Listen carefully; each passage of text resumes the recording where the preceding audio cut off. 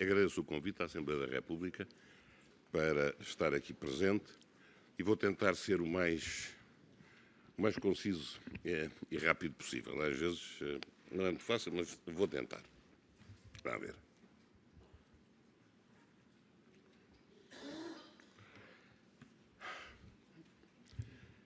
Eu começo por apresentar este gráfico para tirar uma conclusão ligeiramente diferente daquilo que, quanto a mim, tem sido transmitido. Ou seja, não estou de acordo em que a situação de 2017 seja um caso pontual. No primeiro Fórum Parlamentar de Segurança Rodoviária, chamei claramente a atenção de que a única coisa que vinha diminuindo era o número de mortos. O número de acidentes, o número de feridos graves, o número de feridos ligeiros não vinha diminuindo e, nomeadamente, menos vinha se comparado com o consumo de combustível ou, portanto, com o número de quilómetros percorridos. Deixa-me cá ver se eu consigo. Pronto. Nós, efetivamente, aqui vínhamos diminuindo o número de vítimas mortais, mas como veio o número de feridos graves desde 2012, que não diminuiu, antes pelo contrário, e de feridos leves, que traduz um pouco a quantidade de acidentes com vítimas, não vinha diminuindo. Ou seja, nós desde 2012, a única coisa que baixámos até 2016 foi a mortalidade. A sinistralidade não baixámos. Segundo, enfim, aquele primeiro foi relativamente aos mortos na altura do acidente, porque, enfim, fiz aqui umas projeções que não batem muito diferentes daquelas que o Jacob apresentou. Ele apresentou 598 mortos de projeção, eu apresento aqui 600, 2 mortos não é nada, espero que até seja menos, mas tenho algum receio que seja um bocadinho mais, mas de qualquer maneira, digamos, esta situação é exatamente semelhante àquela que eu tinha referido. A evolução da sinistralidade em Portugal entre 2001 e 2016 foi, efetivamente, particularmente boa. Os dados do European Transport Safety Council não deixam mentir. Há aqui uma redução, mas estamos a falar, ali dizemos da sinistralidade, mas na realidade é da mortalidade.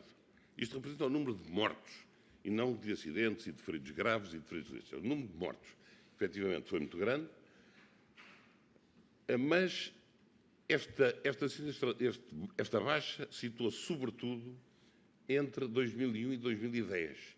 Porque quando vimos aqui entre 2001, entre 2010 e 2016, eu peço desculpa, isto aqui é uma gralha, entre 2010 e 2016, Portugal teve aqui a maior descida e temos aqui países como a Suécia, o Reino Unido e a Holanda, em que praticamente não baixaram. E podemos dizer assim, mas, credo, então estes não são os melhores países. São, eram e continuam a ser. Simplesmente atingiram níveis já tão baixos de sinistralidade rodoviária, entre os 25 e os 30 mortos por milhão de habitantes, que tem sido difícil e não têm conseguido baixar. Ou seja, a interpretação que eu faço é que o sistema atual de gestão do sistema de sinistralidade rodoviária chega ali entre os 25 e os 30 em panca e não baixa. Mas nós ainda estamos muito longe disso. Portanto, não há nenhum argumento que nós possamos utilizar para nós estarmos numa situação semelhante à destes países. Em 2001, isto aqui, desculpa lá, mas isto aqui, outra gralha, é 2015, 2016, eu peço desculpa, não é? Nós já baixámos muito menos do que uma quantidade importante de países. Há, no entanto, outros países, e vamos aqui a Dinamarca, a Noruega, que tinha ganho um prémio do país que mais redução tinha feito, aparece aqui já com um aumento grande, mas estamos aqui sempre no mundo do número de mortos. Mas se virmos agora as vítimas mortais por milhão de habitantes, e aqui sim, entre 2010 e em 2016, Portugal continua claramente acima. Ou seja, Nós, em 2016, tínhamos cerca de 57, tínhamos um bocadinho menos de 60, 58 mortes por milhão de habitantes, e lá estamos a Noruega, a Suíça, a Suécia, o Reino Unido, a Dinamarca, a Holanda, têm normalmente aqui entre 25 e 30, e, portanto, a nossa margem de progressão é muito grande dentro do sistema atualmente existente.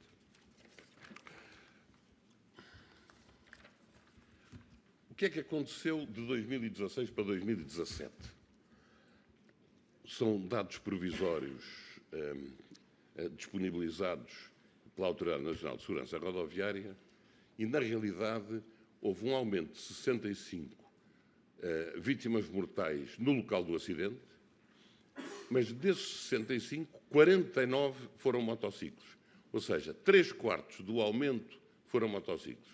E no que diz respeito aos feridos graves, houve um aumento de 96, mas dos quais 81 foram motociclos e 18 ciclomotores. Ou seja, o conjunto de feridos graves utentes de veículos de duas rodas a motor foi maior do que o conjunto total de feridos graves. Ou seja, de todos os outros conjuntos de utentes, até houve uma pequena baixa.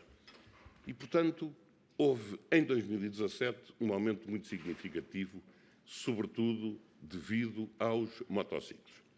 Procurámos fazer uma análise mais aprofundada do que é que tinha acontecido e da evolução das mortes de motociclos, e aquilo que vimos foi o seguinte: o aumento do parque seguro de motociclos, portanto, em circulação, de 2006 para 2017, passa de 164 mil para cerca de 305 mil. Ou seja, há um aumento de 85% do número de motociclos em circulação. Havendo, para além do mais, nos últimos anos, não só um aumento grande dos motociclos de circulação, mas um aumento grande da frequência da circulação dos motociclos. Ou seja, o aumento na frequência da circulação é maior do que o aumento do número de motociclos em circulação. Falou-se muito no problema dos motociclos com menos de 125 centímetros cúbicos não necessitarem de licença. Isto não é novidade. Caramba, essa lei existe desde 2009. E em 2009, vocês reparem o que era as vendas de motociclos com menos e mais de 125 centímetros cúbicos entre 2001 e 2009. Os verdes com mais de 125, os vermelhos com menos de 125. Vendiam-se muito mais motociclos com mais de 125. A partir da lei de 2009, há uma inversão brutal. Há uma explosão na venda de 125 e uma redução na venda dos motociclos com mais de 125. E, a partir de 2012, em que bate no fundo aqui estas vendas, começam ambos a subir, e em 2017 há um recorde com um total de vendas de cerca de 25 mil motociclos. Qual foi o andamento da sinistralidade dos utentes de motociclos? Apesar daquele aumento muito grande, reparem que o número de vítimas mortais baixou mais do que a média de todos os outros tipos de utentes. Ou seja, baixou mais o número de mortos, apesar, e mesmo a partir de 2009, reparem que houve aquela alteração legislativa e continua a baixar. Em 2016 houve mesmo uma redução brutal. Em 2017 há um aumento enorme, que passa praticamente para o dobro, mas mesmo assim é inferior ao 2012 por aí fora. Feridos graves, a descida, se estão a ver os outros gráficos, é também mais acentuada do que no global, e de feridos leves também não é mais grave do que a situação relativamente aos outros tipos de utentes. Agora, reparem, o parque de seguros de motociclos em 2016 e em 2017, de menos de 125 centímetros cúbicos, andava em cerca de 136 mil e cerca de 148 mil. E de mais de 125 centímetros cúbicos, cerca de 144 mil e cerca de 157 mil. o número de vítimas mortais e o número de feridos graves foi esta: 7,36 em 2016, em 2017, 20,72. Feridos graves, 109, 209, 137, 262. Ou seja, com menos de 125 centímetros cúbicos, mesmo em 2017, morreram 1,4 utentes por cada 10 mil motociclos. Com menos de 125. Com mais de 125, 4,6. Ou seja, a diferença é cerca de 3 vezes mais. Por cada motociclo em circulação, morrem 3 vezes mais os motociclos com mais de 125 centímetros cúbicos do que com menos de 120 centímetros cúbicos. Podemos dizer assim. Qualquer decisão que vá no sentido, nossa opinião, de alterar a autorização do acesso à condução de motociclos de menos de 125 pelos titulares da licença B, com mais de 25 anos de idade, que hoje em dia podem conduzir desde 2009, a tendência, dá-me a impressão, que é para aumentar as vendas dos motociclos com mais de 125 e reduzir a de menos de 125, porque se eu tenho que fazer quase a mesma coisa, eu então compro mais alto e o risco vai aumentar. Portanto, eu queria deixar claro que nós somos contra o acabar com essa autorização, que, aliás, existe em todos os países da Europa. Segundo ponto, o ponto que toda a gente tem falado e que nós também somos clarissimamente no sentido de apontarmos como a mais grave situação que vivemos no nosso país. É o problema dentro das localidades. Reparem que, fora das localidades, nós temos aqui sempre 52%, 54%, 55% dos mortos, à volta de 62% a 64% dos feridos graves e entre 71% e 76% dos feridos leves. Nomeadamente, o número de vítimas mortais e o número de feridos graves dentro das localidades, somos, se não me engano, juntamente com a Roménia, os únicos 2 países da União Europeia em que há mais mortos dentro das localidades do que fora. Aliás, vocês reparem que as taxas de mortalidade de vítimas mortais por 1 milhão de habitantes fora das localidades, em Portugal, a vermelho, na União Europeia, a azul, nós temos menores taxas de mortalidade fora das localidades do que a média da União Europeia. Menores. Muitíssimo maiores dentro das localidades. Isto é indiscutível para definir a prioridade das prioridades na luta contra a sinistralidade rodoviária. É o problema dentro das localidades em que nós temos que definir critérios que alterem profundamente o nosso modo de viver dentro das localidades. Uma outra comparação que fizemos é em que é que estamos melhores e em que é que estamos piores do que a média da União Europeia. Estamos melhores na sinistralidade nas estradas rurais e nas autoestradas. Menos mortes por 1 milhão de habitantes, nas autoestradas menos mortes por quilómetro de autoestrada do que a média da União Europeia. Temos menos mortes em automóveis ligeiros, em termos médios, do que a União Europeia. Menos mortes em acidentes envolvendo, não é só em automóveis pesados, em acidentes envolvendo automóveis pesados, temos menos do que a média da União Europeia. Embora aqui estamos assim numa média, ou seja, temos mais do que na maioria dos países ocidentais, mas depois os países da Europa de Leste têm tantos acidentes envolvendo veículos pesados que atira a média da União Europeia para uma situação pior do que a nossa. De qualquer maneira, temos menos. E isto é uma grande esperança para mim, temos menos nas crianças, menos nos jovens e menos nos jovens adultos. Aqui estamos claramente melhor do que a média da União Europeia. E temos melhor nos utentes do sexo feminino. Onde é que estamos pior? Muito pior nas áreas urbanas. Estamos pior nas duas rodas a motor.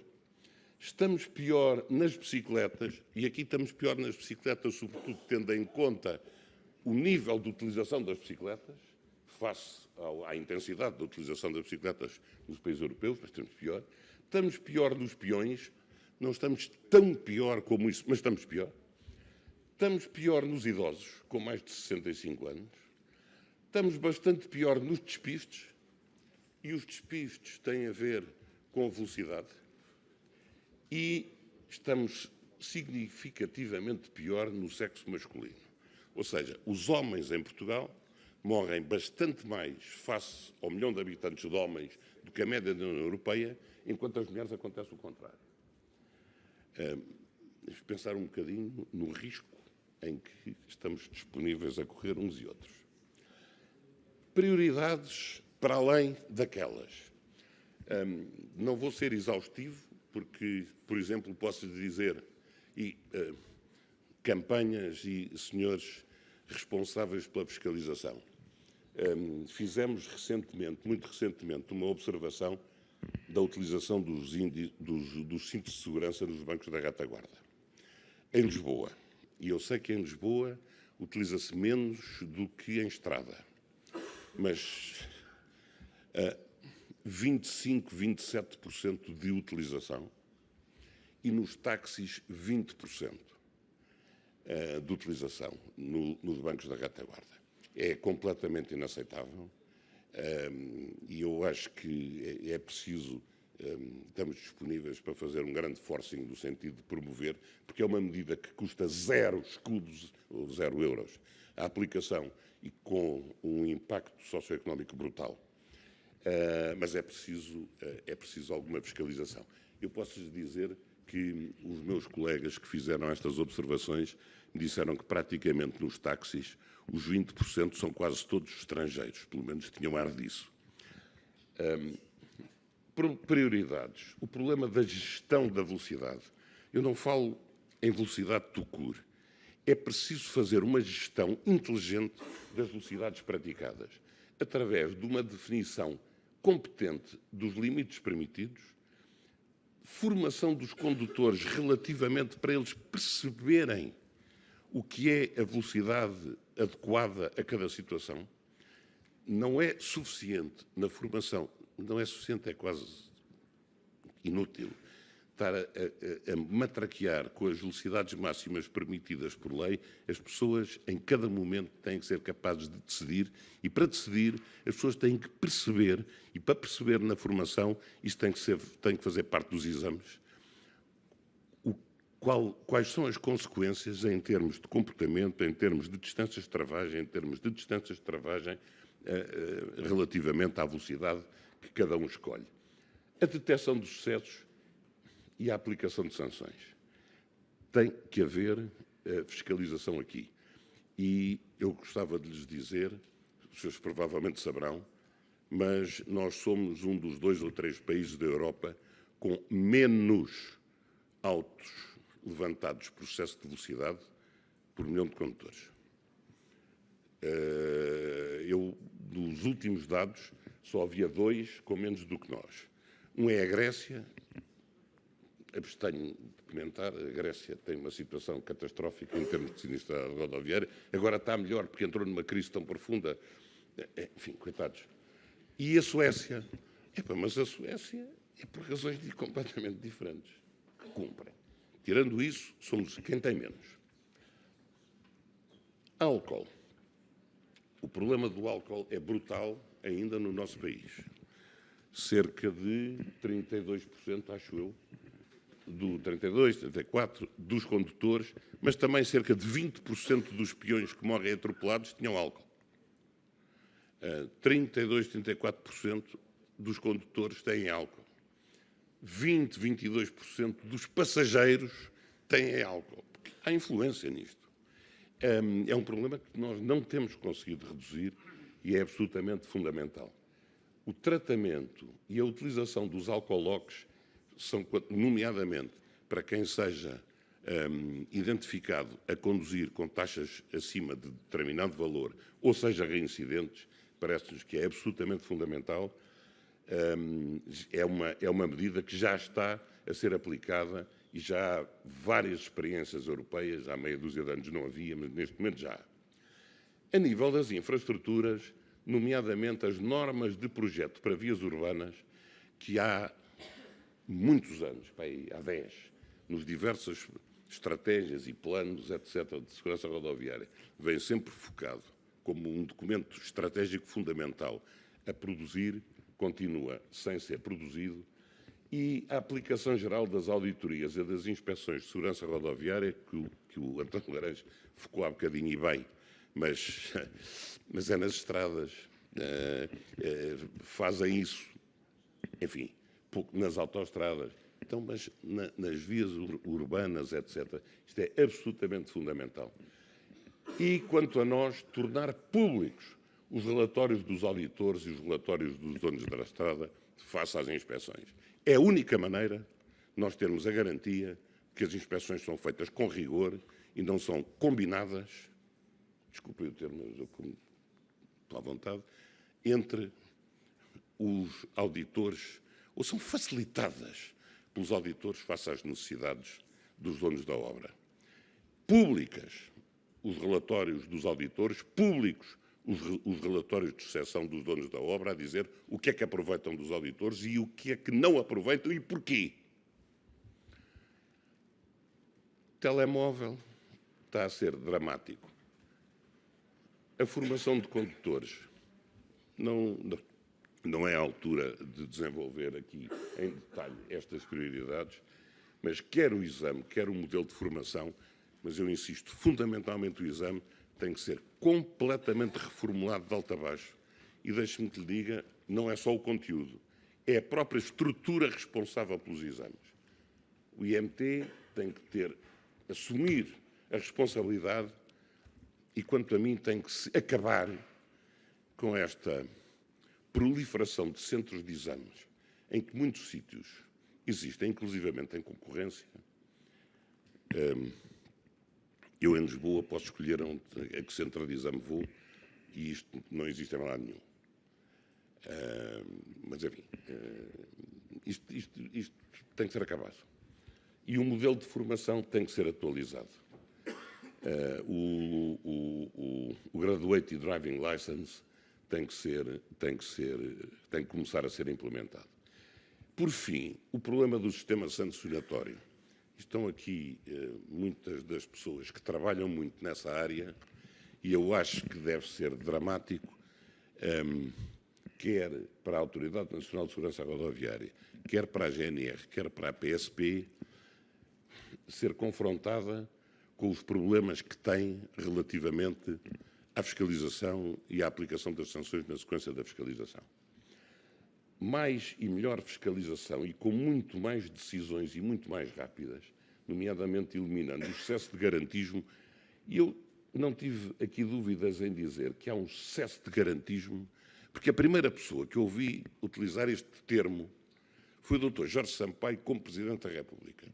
E como eu considero que ele é uma pessoa completamente insuspeita para utilizar este tipo de termos, e disse que nesta área considera que realmente há um excesso de garantismo brutal e inadequado, eu utilizo e tenho utilizado muito essa palavra. Eu, por exemplo, um exemplo do que é que eu quero dizer com isto. As fotografias tiradas aos veículos em excesso de velocidade em Portugal têm que ser de costas, pela retaguarda. Ou seja, ninguém sabe quem é que há a conduzir. Na Alemanha, na Suécia, na Holanda, na Suíça, tem que ser de frente para identificar a pessoa. Aqui diz-se assim, mas depois se a pessoa levar uma pessoa ao lado que não seja conveniente, tapa-se. Assim, nós temos sempre a possibilidade de, quando somos confrontados, porque íamos a 200 à hora, dizermos que quem ia a conduzir era a minha avó, tem 80 anos, mas isto acontece, isto não é uma invenção, não é verdade? Isto acontece. Portanto, isto tem que ser alterado, porque senão andamos aqui a fingir e a servir quem? repare, a variação do número de autos registrados no SIG entre 2016 e 2017, são dados muito recentes do RASI, levou a uma significativa redução da fiscalização.